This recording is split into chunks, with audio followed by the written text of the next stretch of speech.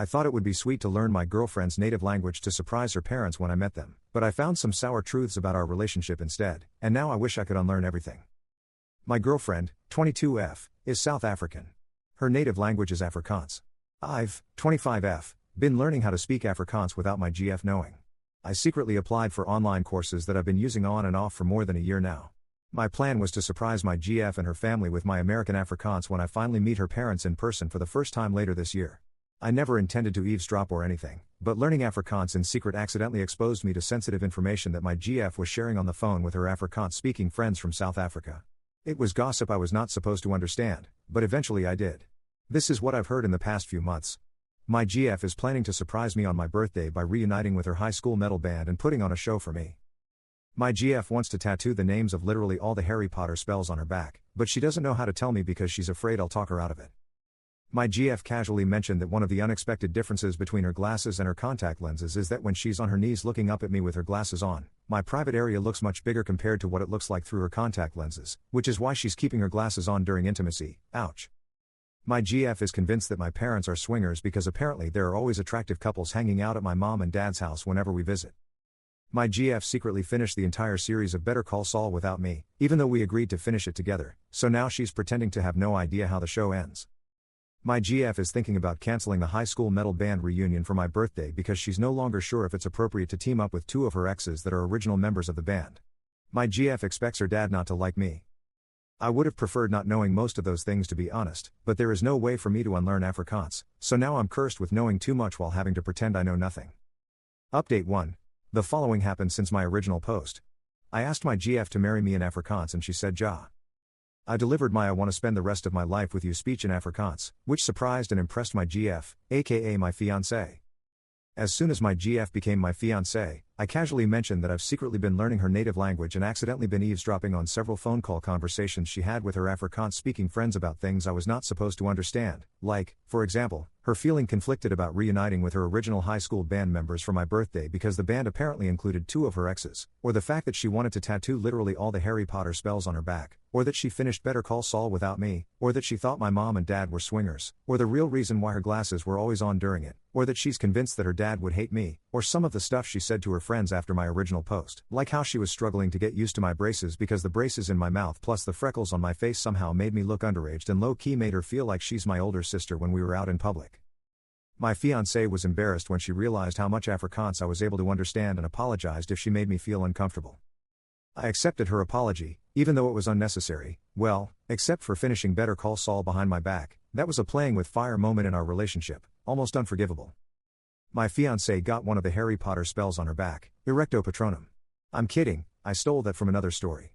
My fiancée is still considering getting her back tattooed. I said it was her choice, but I advised her to avoid covering her entire back with Harry Potter spells like she's some kind of Death Eater Michael Scofield. My fiancé might be right about her dad not liking me because his expression of disappointment and dread when he heard the news of our engagement was priceless.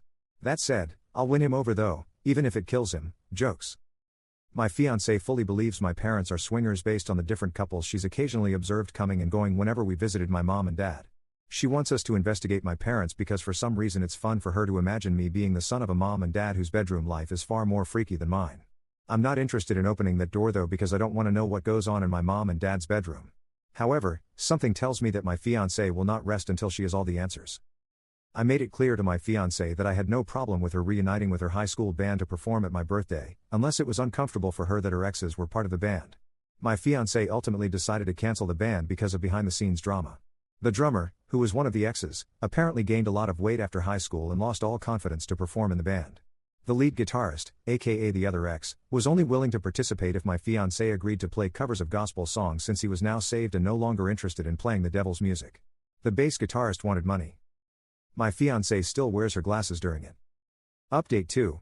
Last time I was here, I shared an update related to my original post, but I deleted that update because I was keen to tell the internet, aka all of you, that my GF and I got engaged. However, since then, we've not only gotten ourselves unengaged, we've actually broken up. In my original post, my ex-GF, who was still my GF back then, had a wild theory that my mom and dad were swingers just because they always had people at their house. I never believed it, but I thought it was hilarious that someone thought my parents were that interesting. Not gonna lie, I struggled to move on after my relationship ended. My apartment had too many memories of my ex, so I called my parents to ask if I could stay with them for a bit, just to clear my head. My parents said yes. My dad offered to pick me up, which I accepted. What should have been a 10-minute drive unexpectedly turned into a 45-minute drive because my dad decided to take the longer route back to his house. When my dad was done making dad jokes to help me get over my breakup, he started doing that weird dad thing where he's trying to bring up an awkward topic, but it's too uncomfortable for him to just spit it out, so he ends up saying a bunch of words that only he understands. I was forced to interrupt my dad and basically beg him to make sense. My dad said since it was unclear how long I was going to stay, he felt compelled to prepare me for what I might see at the house. If my ex was present at that moment, she would have punched me on my shoulder and said I told you. Because my dad confirmed her swinger theory, which no longer made it a theory, but the truth, or as I like to call it, trauma. By the time my dad and I finally made it to our destination, my dad made sure I knew everything I needed to know. I made a list based on what I learned from my dad. Both my parents were swingers when they met. Swinging was not something my parents wanted to do while raising kids, so swinging was prohibited when my parents became parents. To see if they still got it, my parents switched back to swinging when they had the house to themselves again, and lo and behold, they still got it. Hosting swinger parties was something my parents did frequently, usually with themes. My parents were planning to host another swinger party, but my mom was leaning towards calling it off so that I could come home and stay for as long as I wanted. If my parents were forced to cancel, it would be the first swinger party they called off since COVID. The theme was prom night.